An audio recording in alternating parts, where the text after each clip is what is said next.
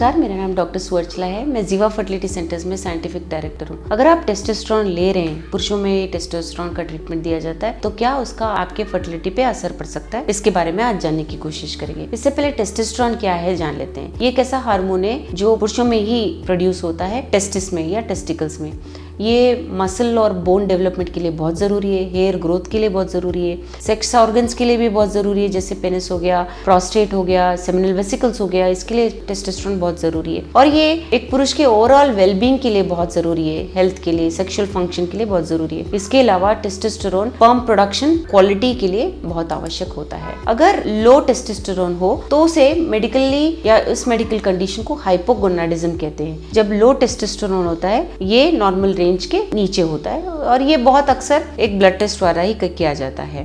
इसके science and symptoms भी होते हैं। ब्लड टेस्ट नहीं, आपको भी कुछ आपका बॉडी कह सकता है कि शायद लो टेस्टोस्टेरोन हो, इरेक्टाइल डिस्फंक्शन हो सकता है, या लो सेक्सुअल डिजायर हो सकता है, लो सेक्स ड्राइव हो सकता है, जिसका लो टेस्टोस्टेरोन एक कारण हो सकता है। टेस्टोस्टेरोन यूजुअली ब्लड टेस्ट द्वारा किया जाता है, मैंने जैसे कहा, और सुबह करने से बहुत एक्यूरेट रिजल्ट्स आते हैं। इस रिपोर्ट को रिपीट करना चाहिए अगर अबनॉर्मल हो, और ये सारे दिन में बदलता रहता है। कभी शाम में अगर आपने लिया तो शाम में ही रिपीट करें अगर अबनॉर्मल वैल्यू रहा। तो लो टेस्टोस्टेरोन कैसे ट्रीट करते हैं? लो टेस्टोस्टेरोन शॉट्स के द्वारा, इंजेक्शंस के द्वारा, जेल्स के द्वारा, पैचेस के द्वारा दिया जाता है। और हर एक ट्रीटमेंट प्रोटोकॉल के कुछ फायदे भी हैं और कुछ नुकसान भी है, जो आपके मेडिकल स्पेशलिस्ट ही डिसाइड करेंगे। वैसे तो लो टेस्टोस्टेरोन लेवल्स हार्मोन रहने के लिए ये ट्रीटमेंट दिया जाता है, या जिसके सिम्टम्स हों, यानी कि सिम्टम्स ऑफ लो टेस्टोस्टेरोन, जैसे मैंने कहा लो सेक्सुअल ड्राइव, या जिसका इरेक्टाइल डिस्फंक्शन हो, उनमें ये ट्रीटमेंट काम करने के अधिक चांसेस होते हैं। क्या लो टेस्टोस्टेरोन की वजह से इनफर्टिलिटी हो सकता है? लो टेस्टोस्टेरोन की वजह से इनफर्टिलिटी होना ज़रूरी नहीं है। टेस्टिस में जो लेवल्स होते हैं टेस्टोस्टेरोन के, वो स्पर्म के प्रोडक्शन के लिए बहुत ज़्यादा होते हैं, खून से भी ज़्यादा, यानी कि टेस्टिस में प्रोडक्शन हो रहा होता है, तो उसमें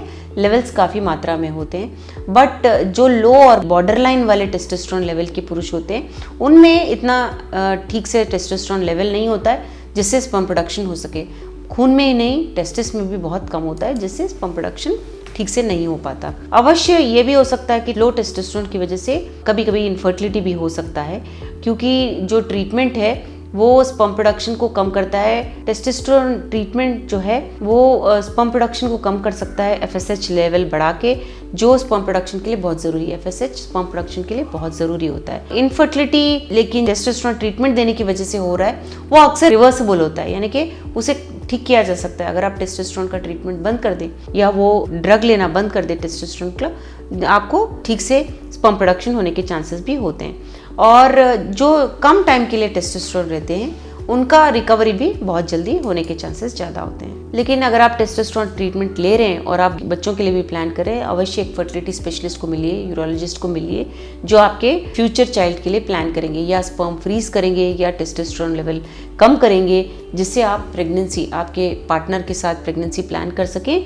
और उसके बाद टेस्टोस्टेरोन लेवल ट्रीटमेंट फिर से ठीक कर सकें। कभी कभी टेस्टोस्टेरोन लो होने पर पिट्यूटरी हार्मोन, जिसे HCG कहते हैं, ह्यूमन कोरियोनिक गोनाडोट्रोपिन, दिया जाता है टेस्टोस्टेरोन के बजाय, जिससे भी बहुत अच्छे इफेक्ट्स देखे गए हैं। तो अगर आप बच्चे ट्राई कर रहे हैं अपने पार्टनर के साथ और आप टेस्टोस्टेरोन ले रहे हैं, तो आपको करना क्या चाहिए? एक मेल रिप्रोडक्टिव स्पेशलिस्ट को ज़रूर मिलिए, रिप्रोडक्शन स्पेशलिस्ट जो मेल्स में स्पेशलाइज कर सकते हैं, जो आपका कंप्लीट हिस्ट्री लेंगे, जो आपका फिजिकल एग्जामिनेशन करेंगे और उसके मुताबिक आपको ट्रीट करेंगे। हार्मोन टेस्ट किए जाएंगे, सीमेन एनालिसिस किए जाएंगे, अगर कुछ एबनॉर्मलिटी है तो फिर से रिपीट किए जाएंगे।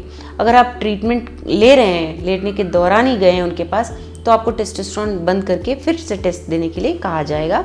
और सीमेन एनालिसिस और हार्मोन टेस्ट आपको पीरियडिकली, यानी कि 1-2 महीने के बाद फिर से रिपीट किया जाएगा, ये देखने के लिए कि ट्रीटमेंट असर दिखा रहा है या नहीं। और बहुत सारे मेडिसिन भी दिए जा सकते हैं, जैसे clomiphene citrate, letrozole, fertility injections, जैसे मैंने कहा पिट्यूटरी हार्मोन इंजेक्शंस, जिसे HCG कहते हैं, जिससे टेस्टोस्टेरोन के लेवल बढ़ाए जा सकते हैं।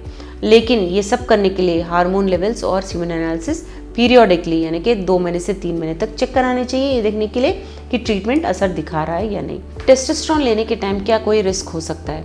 लॉन्ग टर्म इफेक्ट और इफेक्टिवनेस टेस्टोस्टेरोन के बारे में अभी पता नहीं लगा पाए हैं, बहुत सारे स्टडीज चल रहे हैं। ये सप्लीमेंट से क्या प्रॉब्लम्स हो सकते हैं पता लगाने अभी बाकी है।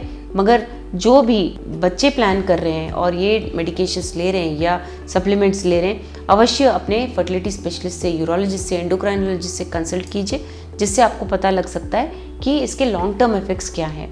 अगर आप इसके बारे में और जानकारी चाहते हैं, टेस्टोस्टेरोन ले रहे हैं और फर्टिलिटी के लिए भी ट्राई कर रहे हैं, इसके लॉन्ग टर्म इफेक्ट्स जानना चाहते हैं, अवश्य जीवा फर्टिलिटी सेंटर्स पे ज़रूर आइए। Thank you. हमने इस वीडियो को बनाने में बहुत मेहनत की है, ज़रूर हमें सब्सक्राइब और लाइक कीजिए। Thank you.